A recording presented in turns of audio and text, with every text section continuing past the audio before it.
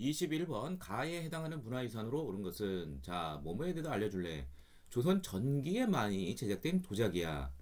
자 조선 전기라는 이제 시대의 배경 그 회색의 태토 위에 맑게 걸은 백토로 표면을 분장한 뒤 유약을 씌워 구운 도자기야. 그러나 백자가 본격적으로 생산되면서 이제 백자가 이제 그 조선 중기 16세기 이후 이제 그 많이 이제 그 생산이 되죠. 여기서 전기라면 이제 조선 초기를 말하는 것이고, 그러면 이제 순서가 조선시대 처음에 이제 그 분청사기라는 것이 있죠. 예, 바로 이 분청사기를 말하는 것이고, 이어서 조선 중기에 이제 백자, 그것도 이제 순백자, 뭐 이렇게 문양 이런 걸 하지 않은 게 나오고, 그 다음에 17세기 조선 후기 이후로는 이제 코발트 안료를 넣은 이제 청아백자 이렇게 유행을 하게 됩니다.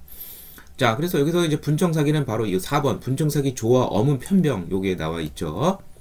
자, 그리고 여기 이제 2번이 요게 이제 청아백자에 해당하는 거죠. 매중문호. 그 다음에 1번과 3번은 청자인데 1번은 이제 그 유명한 청자상감 운항문매병이죠. 그리고 이건 청자 이제 참외무늬병이 되는데 요거는 문양이 양음각인데 요건 없죠. 그래서 고려시대 청자도 보면은 이제 청자가 고려 때 유행을 했는데 이제 순수 청자, 흔히 뭐 이제 색깔은 보통 비색이라서 이제 비색 청자라고 하는데 이게 먼저 유행하고 그 다음에 고려 중기 때 13세기를 전후로 해서 12세기 말부터 해서 상감 청자가 유행하게 되었습니다. 자, 요런 순서로 나간다는 거. 그래서 요게 이제 상감 청자고 요게 이제 순수 청자라는 거. 예. 그리고 5번은 뭐 저도 잘 모르겠어요. 예. 이게 이것도 도자기라고 보긴 하는데. 자, 아무튼 뭐 상관없고 정답은 4번이 되겠고요. 22번. 가식에 있었던 사실로 오른 것은 지난달 후금에 투항한 강홍림의 죄를 물어야 합니다. 알아서 처벌할 것이 번거롭게 하지 말라. 자, 이 사람은 광해군이고요. 광해군의 중립외교를 보여주는 사르우 전투 심하의 역 사건과 관련이 되어 있습니다. 1619년에 있었죠. 즉 당시 후금과 명과의 싸움에서 명이 원군을 요청했을 때 광해군은 후금과 어떤 마찰을 빚지 않기 위해서 적당히 싸우다가 알아서 처신하라고 했는데 이때 도원수 강홍립이 투항을 하게 됐죠. 덕분에 우리는 이제 후금과 크게 정을 짓지 않았는데 정권이 바뀌죠. 1623년 인조 반정이 일어나면서 인조와 친명 배금을 내세우는 청이 등장하면서 결국 후금, 청에 두 차례의 침략이 있게 됩니다. 그게 바로 각 1627년에 후금 시절에 내려온 정묘호란이 있고 그 다음에 1636년에는 청으로 이름 바꾼 다음에 병자호란이 있었습니다. 지금 여기 나온 거는 바로 이 병자호란과 관련된 치욕적인 강화 의식인 삼전도의 굴욕이 바로 나왔죠. 그래서 삼고국에 세 번 머리를 땅에 찍고 국왕이 9번 조아리는 것이죠. 요런 게 나와야 되겠죠. 자, 그래서 정답은 바로 3번이 됩니다. 정봉수하고 이립이 용골산성 평북 지역에서 이 용골산성 압록강 하구 쪽에서 항쟁하는 것이 바로 정묘호란 때 있었던 일이 되겠습니다. 그래서 정답은 3번이 되겠고요. 나선 정벌의 조총부대가 동원되었다. 이거는 이제 그 북벌과 관련돼서 효종이 북벌을 추진하는데 어영청 군대를 중심으로 양성했는데 이때 조총수를 많이 양성했는데 청에 그 원군 요청, 이때 원군은 이제 해룡강 쪽으로 쳐들어오는 러시아군을 정벌하기 위한 것이죠. 그래서 두 차례 1654년과 변급 신유에 의해서 각각 1658년 이 두 차례에 있었습니다. 시기가 더 뒤죠. 권율의 행주산성에서 적 왜군을 물리쳤다. 이게 이제 임진왜란 중에 있었죠. 1593년 2월에 있었던 일이고요.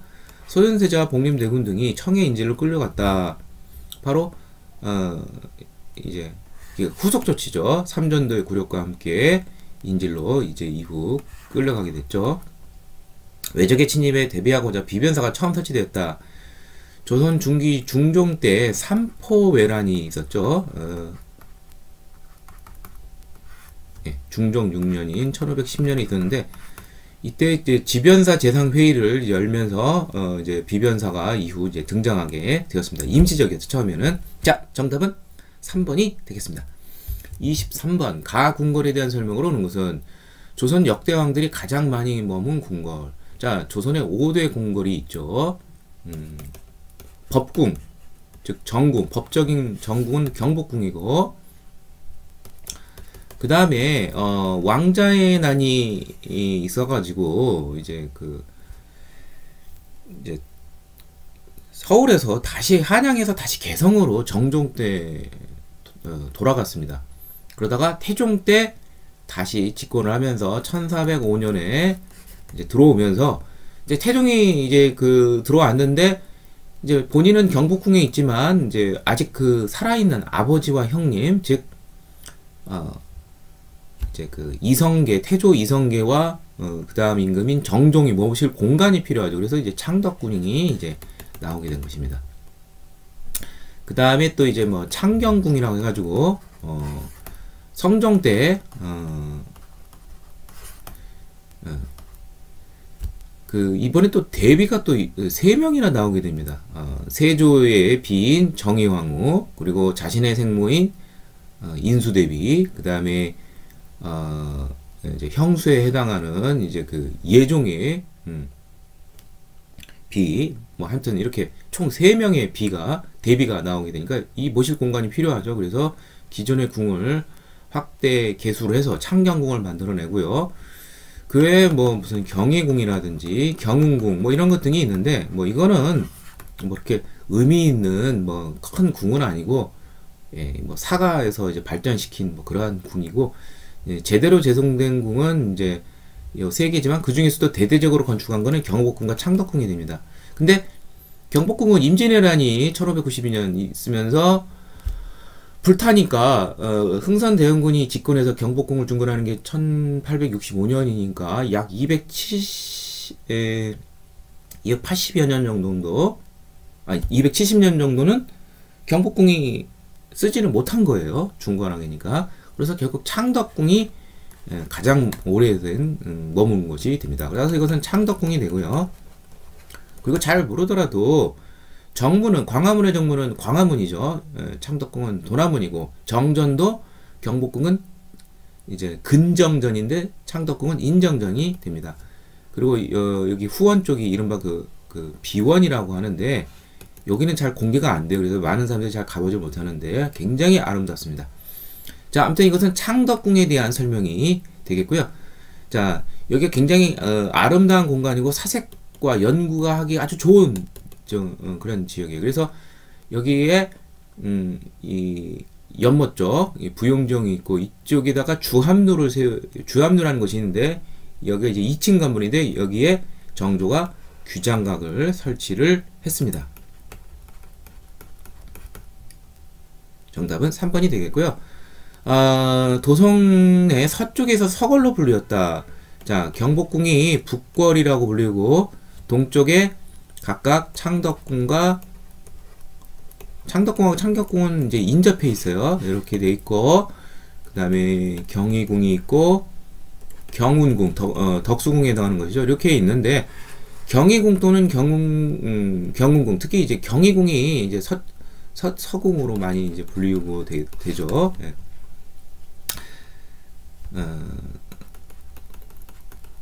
그 다음에 제1차 미소 공동회가 결정이 되었다. 이거는 이제 경운궁이 이제 덕수궁이 되죠. 예.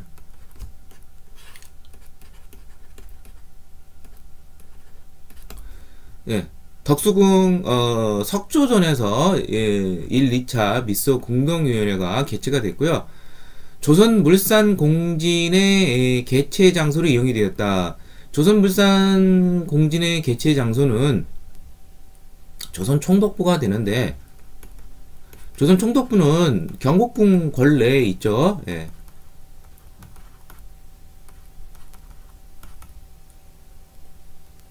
자, 그리고 그 다음에 임목대비가 광해군에 의해 유폐된 장소이다. 이게 바로 경희궁이 되죠. 서궁이라고 불리는. 예.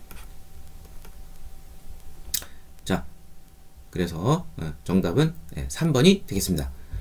24번 다음 상황이 나타난 시기에 볼 수 있는 모습으로 적절하지 않은 것은 가만히 살펴니 최근 여자들이 서로 다투어 즐겨하는 것이 오직 패설을 숭상한 일이다. 한간에 떠도는 이의 소설.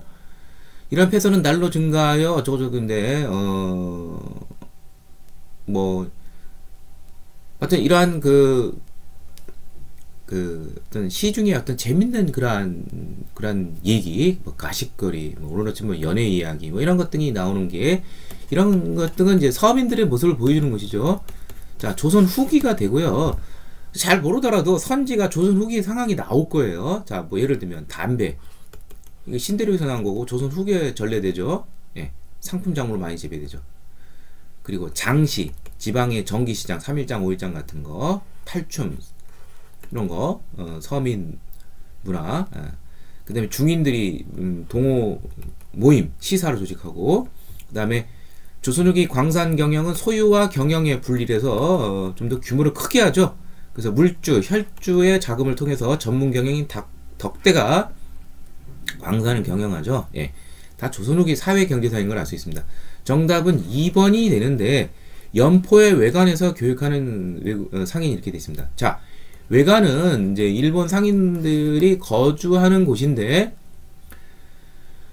이게 이제 원래는 이제 외관이 언제 처음 설치가 되냐면은 세종 때 삼포를 개항하게 됩니다.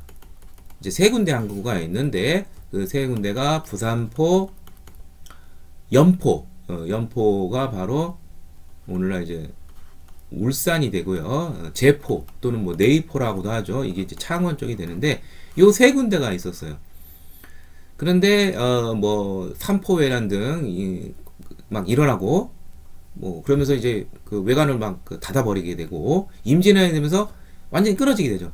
그러다가 1607년부터 이제 독고가 막부와 임진왜란이 일어났지만 다시 국교가 이제 정상화되고 통신사도 파견하고 그러면서 기유약조를 통해서 다시 교육이 이제 재개가 됩니다. 1609년.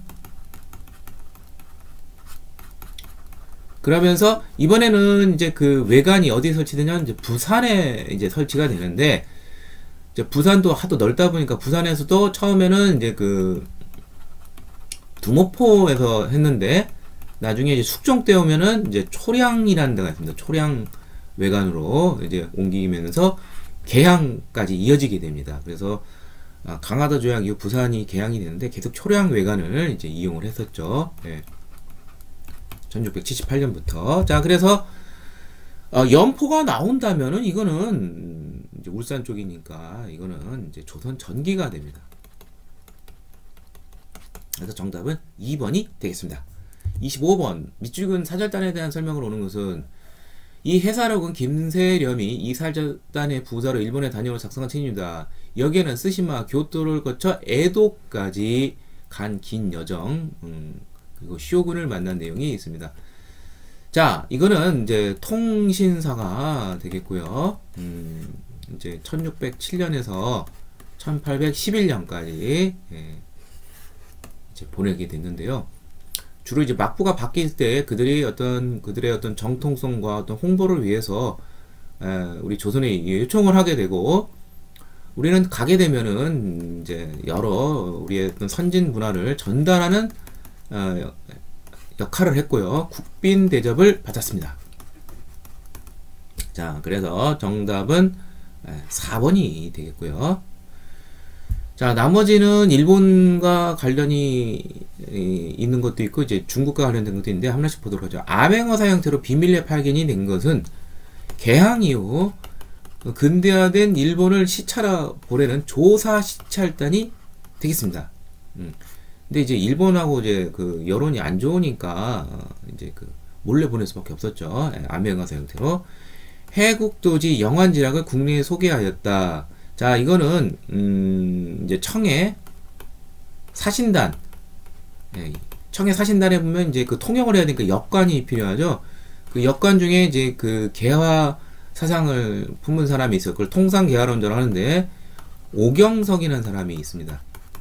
이 사람이 당시 청해에서 그 서구 문물을 소개한 그러한 책이 해국도지 영환지랑 같은 게 있는데 이거를 국내에 반입을 해서 역관 출신 친구인 유홍기 또는 유대치라고 불리는데 이 사람에게 전달하고 유홍기가 이것을 바탕으로 해서 뭐 김옥금, 박영현 등 이러한 젊은이들을 전수해 줍니다. 사상. 그러면서 개화파가 형성이 된 것이죠. 그 다음에 하정사, 성절사, 천추사 등으로 구분된 것은 이제 명에 보낸 그러한 정기적인 사시단이다 이렇게 이해하시면 됩니다. 근데 이제 명이나 청이나 수도가 둘 다 연경, 북경이 되죠.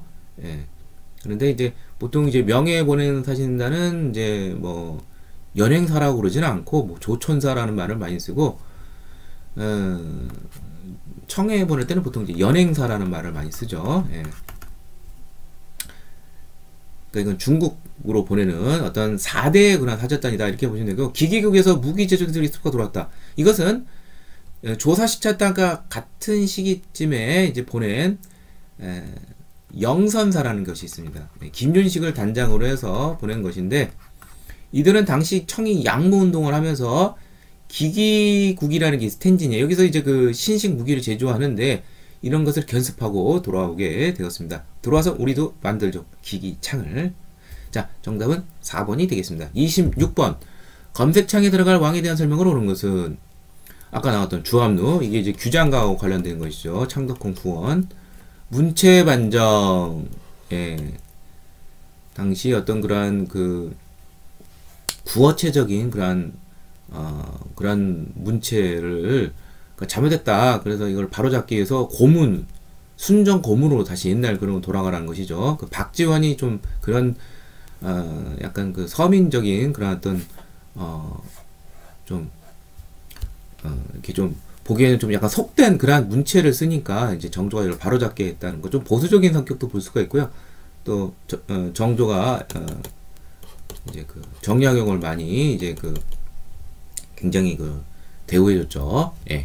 거중기, 수원화성, 뭐 탕평책, 무해도 보통지, 백동수, 신해통공, 시전상인들의 유기전에 대한 시전상인들의 금난정권 폐지, 사도세자 아버지 관련된 거 수원화성, 홍제전서, 왕의 자신의 어떤 문집, 아무튼 이 사람은 정조예요. 자, 이게 뭐 모든 게 다 나와 있어요. 그다음에 여기서 빠진 게 뭐 있느냐?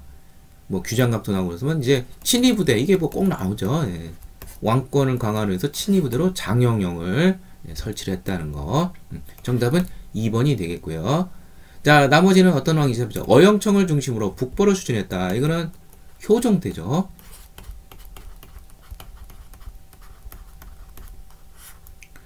그 다음에 조선의 기본부책인 경국대전을 완성하였다. 이거는 이제 성종이죠.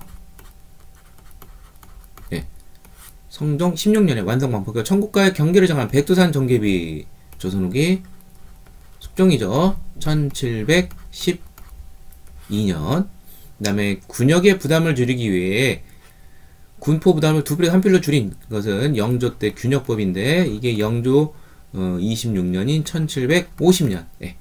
정답은 2번이 되겠습니다. 27번. 가마 지역에 있었던 사실로 옳지 않은 것은 자, 의주가 돼 있어요. 의주는 조선 후기 만상의 근거지로 청과 무역을 전개했다. 이쪽으로 갈 수밖에 없죠. 맞고요. 평양 나석주가 조선 식산에게 폭탄을 투척하였다. 이건 서울이죠. 서울 그 종각 그 쪽에서 그 약간 위로 가면은 그 식산은행 자리 있어요. 거기 이제 나석주 열사 의거 기념비도 있습니다. 이건 서울입니다. 정답은 2번이 되겠고요. 식산은행과 이제 식산은행보다 사실 뭐 동양책식주회사 이게 더 유명하긴 하죠. 그 다음에 개성 만적을 비롯한 노비들이 신물해방을 도모하였다. 이게 이제 고려 이제 집권자 최충원의 산호니까 당연히 개성에 살겠죠. 동학농민군이 정부 하야는 약조 전주 화약이죠. 예. 그다음에 임진왜란 중 부사 이게 동래 부사고 그다음에 부산 첨사 정발 예. 이 이제 맨 처음에 이제 1590년 4월 14일 쳐들어오자마자 이제 부산 첨사 정발이 맞아서 이제 싸우스라 이제 죽었고 송상현도 무릎을 꿇지 않고 맞서 싸워서 순절하였습니다. 정답은 2번이 되겠습니다. 28번 가나사이 시계스 사실을 오는 것은 평안감사가 어쩌고 저쩌고 홍경래 등을 죽여서 삽니다. 홍경래난이 있었던 것이죠. 1811년 경상도 안핵사 박규수 진주에서 진주밀란 1862년이죠. 임술 농민분기. 자, 요 사이에 있었던 사실을 찾는 문제가 되겠습니다.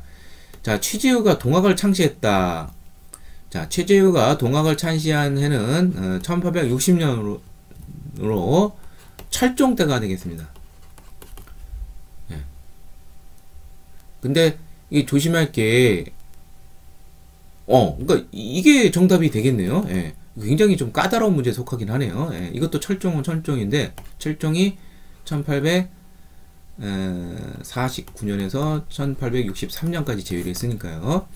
근데 이게 뭐 같은 해니까 이게 어느 게 먼저인지 잘 모르지만 나머지는 왕 자체가 달라요. 정약종 등이 희생된 신유박해는 이것도 좀 까다롭게는 이것도 1801년인데 이건 좀 외우셔야겠네요. 연도를. 신유박해 이거 역시 순조가 되죠. 같은 홍경래는처럼. 그 다음에 오페르트가 남영군 뭐 독일을 시고했다. 이건 이제 1868년이 되겠죠. 이건 뭐 당연히 아닌 걸 알 수 있고 공신책봉 문제로 이괄이 반란이 됐다. 이건 뭐 인조 때죠. 1624년. 이인자를 중심으로 소론 세력 등이 영조의 집권 과정을 문제 삼고 영조 때 영조 4년에 이인자난이 있었죠. 네, 정답은 1번이 되겠습니다.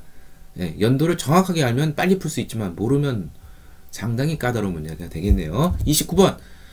뭐뭐 법전이 펼쳐진 시기에 있는 모습으로 가장 적절한 것은 자, 대전 통편이 이제 정조 때 1785년 그러다가 80년 만에 이제 최후의 법전이에요. 그것은 바로 고종 때인 대전 회통이 되겠습니다. 흥선대원군 집권 시절에 만들어졌어요. 흥선대원군이 집권한 시기는 대략 1864년 뭐 63으로 봐도 되고요. 그 다음에 1873년 요 사이니까 그걸 잘 모르더라도 연도를 모르더라도 흥선대원군의 업적만 잘 알면 돼요. 예, 요 시기가 아닌 거. 자, 동의보감을 집필하는 의가. 동의보감은 이제 광해군 때 허준이 저술을 했죠. 예. 그러니까 해당이 안 되고. 자, 흥선대원군의 업적 중에 이제 그 서원하고 만동묘라는 것을 이제 없애버립니다. 이거 왜 그러느냐? 이게 붕당 정치의 온상이고, 이게 가장 큰 특징이죠. 그리고 여러 가지 백성들을 수탈하고 괴롭히는 그러한 기능을 했기 때문에 그렇습니다. 그래서 이 만동묘를 이제 만동묘라는 것은 서인의 어떤 정신적 지주가 되는 것이죠. 송시열 권상아와 관련이 되어 있는데 이제 그 우리에게 그 원군을 보내준 만력제 이제 신종과 명의 마지막 황제 의종을 배양하는 그러한 개인 사당의 성격이에요. 만동묘라는 거.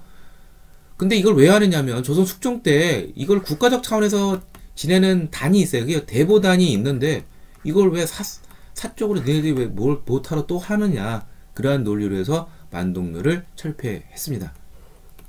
그러니까 당연히 만동묘를 유생들은 이거 복구를 해야 된다. 이 서원 철폐 이런 것 등은 나중에 이제 흥선대원군의 하야의 하나의 그 원인 빌비를 제공하기도 했습니다.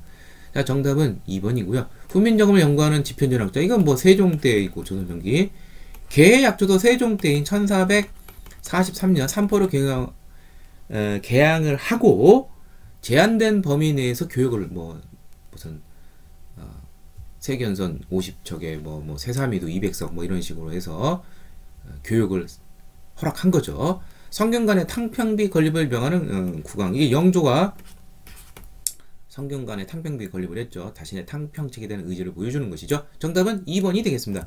30번 가사건에 대한 설명을 하는 것은 베르누 죽였는데 프랑스 선교사 베르누 어쩌고저쩌고 돼 있는데 이분은 흥선대원군 집권 시기 탄압받은 게 병인박해죠. 예. 프랑스 선교사 9명을 비롯한 약 6천에서 8천명을 이제 처형한 사건이죠. 자, 결국 이것을 빌미로 해서 병인 양요가 바로 일어났죠. 그 함대 제독이 바로 로즈 함독이 되고요. 참고로 로저스 제독이 나오면은 이거는 신미양요와 관련이 되어 있다. 이렇게 이해하시면 되겠습니다. 자, 나머지 보죠. 황사연 백서 사건의 원인이 되었다. 이것은 아까도 뭐 선지도 났지만 신유 박해가 되죠. 1801년 이때 뭐 아까 나왔던 정약용의 중형인 정약종이 처형당하고 정약전 정약용이 유배당하고 주문모 청신부 뭐 사형당하고 등등등 이게 완전히 쑥대밭이 되는 대참사가 일어나니까 황사영이 북경교구의 청에 편지를 보내서 이거 좀 군대를 보내서 이 문제를 해결해 달라고 요구하는 그런 사건입니다. 자, 김기수가 수신사로 파견되는 결과를 가져왔다. 이거는 강화도 조약과 관련되어 있습니다. 강화도 조약이 체결되자 1876년 양력으로는 2월에 이제 수신사로 보냈는데 그 전에는 우리가 이제 통신사라는 것을 보내서 우리가 이제 그 문화를 전달해 주면 제가 이 일본을 배우는 입장인데 이건 거꾸로 우리가 이제 일본의 근대 문물을 배워야 되는 입장이 되겠죠. 정부가 청군의 출병을 요구하는 계기가 되었다. 맨 처음 있었던 게 이제 이모군란이죠. 예. 이모군란으로 인해서 이게 해결이 안 되니까 청군 출병을 요구를 했고요. 갑신정부에서도 또 똑같은 상황이 나오고 사태 수습을 위해서 이용태가 안악사로 파견이 됐다. 이거는 동학 농민 운동 중에서 이제 그 고부봉이라는 게 있었죠. 처음 일어난 1894년 2월에 이때 이제 그 고부군수 조병갑을 이제 파직하고 후임 군수로 박원명을 보내고 잘 회유를 하고 그런데 최종적으로 이제 사태 수습을 해야 되는 안핵사인데 이용태가 동학교들을 갑자기 막 탄압을 합니다. 잡아다가 죽이고 그러니까 결국 대대적인 봉기 1차 봉기로 이어지게 되었습니다. 자, 그래서 병인 박해와 관련된 거 정답 병인 양요와 연결이 되니까 정답은 5번이 되겠습니다.